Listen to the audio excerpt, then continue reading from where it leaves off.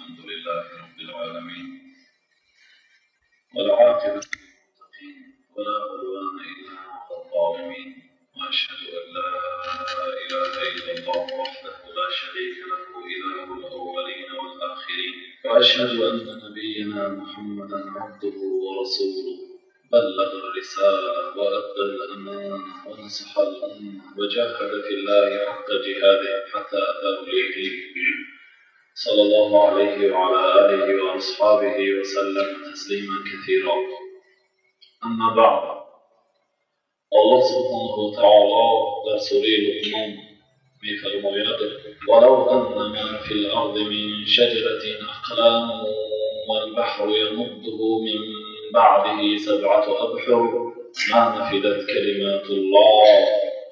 اگر تمامی آن درختانی که در روی زمین هست این درختها قلم شود و تمامی آن آبهایی که در بحر و اقیانوس‌ها هست آنها رنگ شود و البحر یمده من بعده 7 أبحر و بحرها و بالای این بحرهایی که در روی زمین هست باز 7 بحر دیگر رنگ ریزیم و با اون رنگ‌های با اون قلم‌ها در حق بزرگی الله عز و جل سخن کنیم ما نفدت کلمات الله.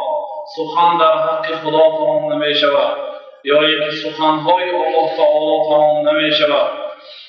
ما مبالغه نمی کنیم که اگر گوییم که قرآن کریم 100% درباره الله عز و جل سخن می‌کند. حقیقت قرآن را وقتی که نظر می‌کنیم یا اینکه الله سبحانه و تعالی در قرآن کریم درباره خود مباشرتاً گپ می‌زند که درباره نامی از نام‌هایش یا درباره صفتی از صفات‌هایش، یا اینکه در قرآن الله سبحانه و تعالی مردم را دعوت به یگانه پرستیدن الله عز و جل می‌کند، یا اینکه مردم را تحذیر می‌کند که از غیر الله تعالی دیگر خداهای باطل را عبادت نکنید میگوید، یا اینکه مردم را دعوت به عبادت خدا و نهی از گناه می‌کند که این از لوازم‌های ایمان به الله است.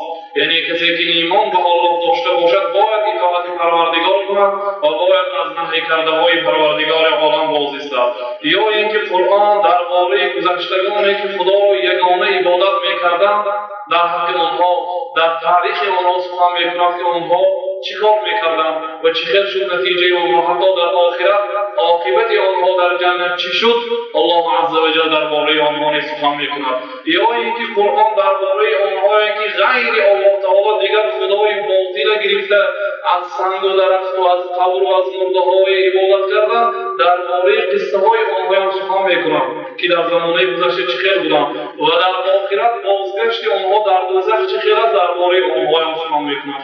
بنابراین قرآن 100% درباره الله عز و جل سخن می‌کند. چه که جمعه گذشته گفتیم که الله سبحانه و تعالی در قرآن کریم نام خود را یا صفتی از صفات‌های خود را در قرآن در 1062 مراتب ذکر کرده است که این برابر و در هر یک صحیفه 20 باری الله تعالی نام خود را ذکر کرده است. محترم جماعت، ما گفتیم که الله سبحانه و تعالی در توحید در 3 توحید یگانه است، یعنی توحید ربوبیت، توحید الوهیت، توحید اسماء و صفات. توحید اسماء و صفات الله تعالی در نام‌هایش و در صفات‌هایش یگانه است و توحید ربوبیت الله تعالی در خلق این عالم در خلق تمامی موجودات یگانه است، شریک ندارد و توحید الوهیت الله تعالی در عبادت شریک ندارد. یگان شخص یگان کس یا چیز برابر الله نیست که ما عبادت کنیم. و همین توحیدها در جمعه گذشته که مثال آورده گذشته بودیم. امروز درباره توحید اسماء و صفات یکی از نام‌های الله عز و جل را برای شما ذکر می‌کنم که الله تعالی یکی از نام‌هایش علیم. الله تعالی علیم است، یعنی می‌داند، عالم است، دانا است جل جلاله و تقدست اسماء. الله سبحانه می‌گوید و عنده مفاتیح الغیب لا یعلمها الا هو. و در نزد الله تعالی علم قیامت است و عند الله عنده علم الساعه. الله تعالی در نزد الله تعالی علم قیامت است و یعلم ما فی الارحام. و الله تعالی آن چیزی که در شکم‌ها هست آن را می‌داند. یعنی قیامت کی می‌شود نه حضرت محمد علیه السلام میداند و نه جبرائیل علیه السلام میداند، یگانه الله عز و جل میداند که قیامت کی می شود. و اینچنین آن کودکان طفلهای جنینی که در شکم مادر است، آن پسر است، دختر است، زنده است، مرده است، یک تا است، دو تا است، سه تا است، آن را الله عز و جل میداند. و ینزل الغیث و باران میبارد الله عز و جل، یعنی که باران کی میبارد الله سبحانه و تعالی خودش میداند. و یعلم و ما تدری نفس ماذا تکسب غدا، و نفس ها نمیداند که پگاه چیکار میکند. انسان نمیداند که پگاه چیکار میکند. و ما تدری نفس بأی ارض تموت، و نفس ها نمیداند که در کدام زمین میمرد. والله علیم خبیر، الله تعالی است علیم، دانا، خبیر. انسان نمیداند که در کجا دفن میشود، بنابراین خطا است آنهایی که قبرشون حالی نمرده پیش خفته میمونند. انسان نمیداند آیا به خاک دفن میشود یا به آتش حرق میشود یا به آتش به هوا غرق میشود، نمیداند و در کجا میموندگیشان نمیداند. تیاری به قیامت با برکافته ماندن نیست، تیاری به روز قیامت و به آخرت با بر پیشگی کافته مانده، پولی مرده شوی، پولی برکاو جدا کرده ماندن نیست. الله العظیم، تیاری به آخرت با عمل صالح است. الله سبحانه و تعالی میگوید وعنده مفاتيح الغیب لا یعلمها الا هو، و در نزد الله سبحانه و تعالی کلیدهای غیب است که غیر الله تعالی دیگر کسی نمیداند. و یعلم ما فی البر والبحر، و الله تعالی میداند آن چیزی که در خشکی است و آن چیزی که در بحر در آب است. هر کاری که در خشکی میشود، هر کاری که در بحر میشود الله عز و جل میداند. عجایب ما اگر بعضی علما یا عالمان را اگر تعریف کنیم میگوییم که قرآن را در 5 سالگی از خود کرد. صحیح بخاری و مسلم و ایران و 6 سنن و کتاب‌های سنن از یاد می‌داند، تمام حدیث‌ها 1 میلیون حدیث از یاد می‌داند، تمام لغت عرب و دانا است، تمام فهم و دانا است که ما تعریف می‌کنیم. اگر بنده‌های تعریف کنیم یا دهان‌های ما کف می‌کند، لیکن الله عز و جل را که هست که ما تعریف کنیم. الله تعالی در دوام می‌گوید که و یعلم ما في البر والبحر وما تسقط من ورقة إلا يعلمها. قرآن است محترم جماعت. وما تسقط من ورقة إلا يعلمها، یگان برگ درختی نمیافتد اگر الله تعالی میداند. در یک روز در همین عالم چقدر برگ درخت میافتد الله تعالی میداند. از هر یک درخت چند دانگی برگ افتید الله تعالی میداند. و یعلم، و الله سبحانه و تعالی میداند و ما من حبه این دانه است. وقتی که دهقان به زمین دانه میکارد و یک گکتر دو گکتر زمین چند دانه افتید الله عز و جل میداند. و زمینی که میروید و زمینی که نمیروید آن را نیز الله عز و جل میداند. و الله سبحانه و تعالی دلهای ما، نفسهای انسانیت به چی وسوسه میکند آن را نیز الله تعالی میداند. آن خاطری که در دلتان بگذارد الله سبحانه و تعالی همه آن را میداند. این یکی از نامهای الله تعالی که علیم است. الله سبحانه و تعالی دانا است. نادامی که دانا است ما و شما را همه حالتان میداند و ما و شما را چی کار میکنیم چی کار نمیکنیم میداند که باید به همین نام الله که علیم است بنابراین ما دانسته کار کنیم که بیخبر نمانیم که الله تعالی هر یک کاری ما علیم و باخبر است. این بود توحید اسما و صفات، یک مثال آوردن از نام الله تعالی. اما توحید ربوبیت، یگانه شماریدن پروردگار در خلقش، همراهی شما در جمعه گذشته درباره زمین سخن کردیم که زمین الله تعالی در روز یکشنبه و دوشنبه در 2 روز خلق کرد و درباره کوه‌های و درخت‌های و تمام آن موجوداتی که در روی زمین است آن سخن کردیم که در 2 روز دیگر در روز سه‌شنبه و چهارشنبه الله تعالی ساخت و هموار کرد زمین و در 2 روز دیگر در پنجشنبه جمعه الله سبحانه و تعالی 7 طبق آسمان بیزیتون خلق کرد جل جلاله و تقدست اسماؤه و گفتیم که تمام این 7 طبق آسمان و زمین ها در نزد کرسی پروردگار مانند انگشترین در صحرا و کرسی و تمام باقی مانده مخلوقات الله تعالی در نزد عرش مانند انگشترین در یک صحرا گفتیم. این بود در بعض مخلوقات الله تعالی که مخلوقات بزرگ بود. امروز برای شما یک دو مخلوقات خرد سخن می‌گویم. زنبور عسل یک حشراتی است که بی‌نهایت معده است. الله سبحانه و تعالی در قرآن کریم یک سوره را به نام سوره زنبور عسل، سوره نحل، و اوحى ربک الی النحل ان اتخذی من الجبال بیوتا و من الشجر و مما یعرشون. الله سبحانه و تعالی پیغمبر را خطاب میکند که ای پیغمبر، پروردگار تو به زنبور عسل وحی داد، الهام داد که ان اتخذی من الجبال بیوتا، از کوهها خانه سازد، یعنی به کوهها خانه سازد، و من الشجر و درختها و خانه سازد، و مما یعرشون و خانه های مردم بالاشون خانش سازد. ثم کلی من کل الثمرات، سپس میگوید الله تعالی من زنبور عسل گفتم که گفتم که از تمام میوه ها بخوری، گفتم فاسلکی سبل ربک ذللا، گفتی پروردگارت که کار کن، اطاعت پروردگارت که کار کن. گفته زنبور عسل عمل کردم میگوید یخرج من بطونها شراب مختلف الوان فیه شفاء للناس. الله تعالی میگوید زنبور عسل گفتی موقع کار کرد، از شکم او شراب میبراید، عسل میبراید، مختلف الوان، رنگهاش گوناگون است، عسل سفید، عسل زرد، عسل سرخ.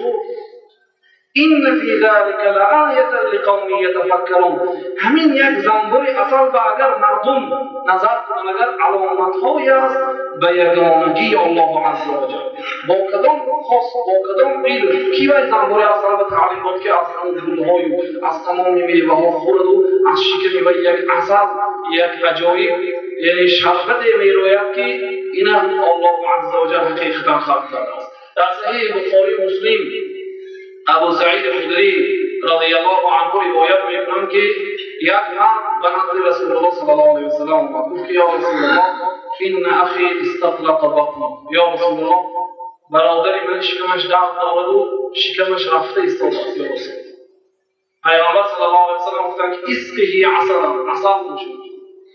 رفته عسل نوشانید و آمد که یا رسول الله فما زاد الا استطلاقا، عسل نوشاندم گشته زیاد شد کسلش.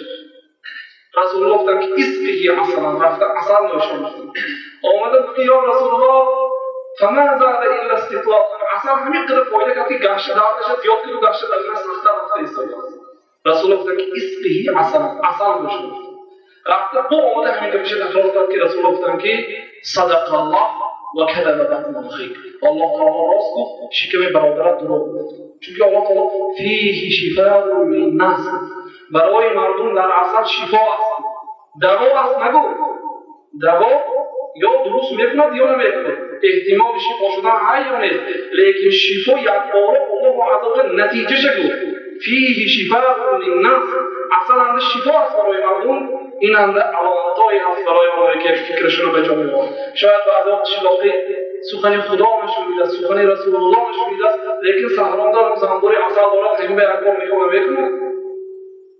بعد 700 سال این واقعه ابن القیم رحمت الله علیه در زاد المعاد و بعد 100 سالش حافظ ابن حجر در فتح الباری بعضی گپای طبیبای نقل کردند که بعضی طبیبا گفتند که وقتی که رسول الله 3 بار عسل برای او توصیه کردند که عسل نوشان، میگویند که همون شکل برادرشان چیزای اضافه ها بود، عسل که گرمی است، گرم که است و آمیخته کرده اینه برآورده فرستاد. 2 بار 3 بار وقتی که عسل خورد شکمش که چیزای اضافگی و فضلات برآمده است، سپس شکمش درست شد. میگه بیا برای اینه درست شد باذن الله 4 دفعه، برای آنکه همه شفا بود. و این بود درباره زنبور عسل که بین ده خانه‌های 6 کنجه می‌سازد، عجایب خانه‌ها و هر یک سوراخی‌هاشان را با خاص برای یک زنبور عسل که دیگه زنبورهای عسل در آن نمی‌تواند، اما برای هر یک سوراخی به زنبور خاص است.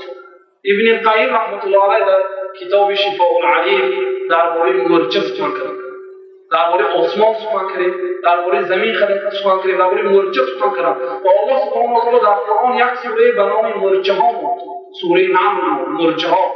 ابن القیم گفتند که مرجع بسیار خلقی سرعمل، بسیار مهنتکش، در بین یعنی مخلوقات بسیار مهنت میکردگی مخلوق همین مرجع شد. برای اون که عمل مرجع برای هم معلوم، حتی میگویند که مرجع ها وقتی که دانه ها رو جمع میکند به خانش، همون بعض دانه هایی که احتمالی سبزیدن دارد شاید 20 سال من گندم و یه 2 تفنگ رو میمونه و اگر 2 تفنگ دیگه هم نموشده بشه 4 تفنگ رو میمونه که با نسب ضبط و نواب اگر خانه‌های مرچه اگر نمی رسد و همون دانه‌ها تر شود روزهای آفتاب روز رو برآورده و یا خشک را با گرام می‌دارد. اینا کی تعلیم داد برای مرچه؟ سلیمان علیه السلام چه که در مسند امام احمد اومد با مردم به صحرا برآمدن تا اینکه نماز استسقا خواند. نماز استسقا نماز باران 2 رکعت نماز خواند مردم توبه تضرع کرد از پروردگار میپرسیدند که باران دهد آب دهد وقتی که به مردم قحطی یعنی بی آبی می اومد بی بارانی میشد مردم همه پیران سالها کودکای نوزاد که میرفتن همه می برآمدن تا اینکه الله تعالی رحم کند به کودکای نوزاد و همون پیران سالهای رحم کند و باران یافته می درآمدند. سلیمان علیه السلام وقتی که قومشان که به استسقا برآمده صبح مرچه را دیدند که دست و پایه‌های خود را به آسمان برداشته با قبای خود خواب کرده میگفت که پروردگارا اللهم انا خلق من خلقی پروردگار ما هم یکی از خلقهای تو ما هم یک امت ما هم یک عالم مرچه ها لیس بنا غنا عن حاجتی عن رزقی که پروردگار ما یکم بی حاجتی نیست از رزق تو ما هم رزق تو محتاج هستیم ما رزق باران تکت دعا میکرد سلیمان علیه السلام و علمنا منطق الطیر میگفت خدا سلیمان علیه السلام و الله تعالی منطق طیر تعلیم داده منطق حیوانات و درمنده و حشرات که دیگه از سلیمان علیه السلام معجزه شو میشه وقتی که این گپشو میدن مردم رو خطاب کرده بودن که ارجعوا فقط سقیتم بدعاء غیرکم در حقیقت دعای شما قبول شد دعای غیرتان کردید یعنی شما باران داده شده دعای دیگه کس کردید مرچه کردید یعنی عجایب بعضی عالمان میگن که همین مرچه خوردکت میدوند پروردگارش کجا بودگی پروردگارش کجا بوده های میدوند پاهاش و دستاش به آسمان برداشت به خلاف بعض جاهلاتی اگرچه 710 سال هم خوانند نمیدونند که خدا در کجاست خدا در همه جا باز آتش میزن نعوذ بالله که همین یک مرچه عالمان میگن که همین میدوند الله تعالی بارانده اما خدا برای چی دستمای به الله میبرداره میتونیم نباشد الله تعالی بارانده هستیم از بالای 7 تا به آسمان هستیم مرچه از پروردگار دعا میکنند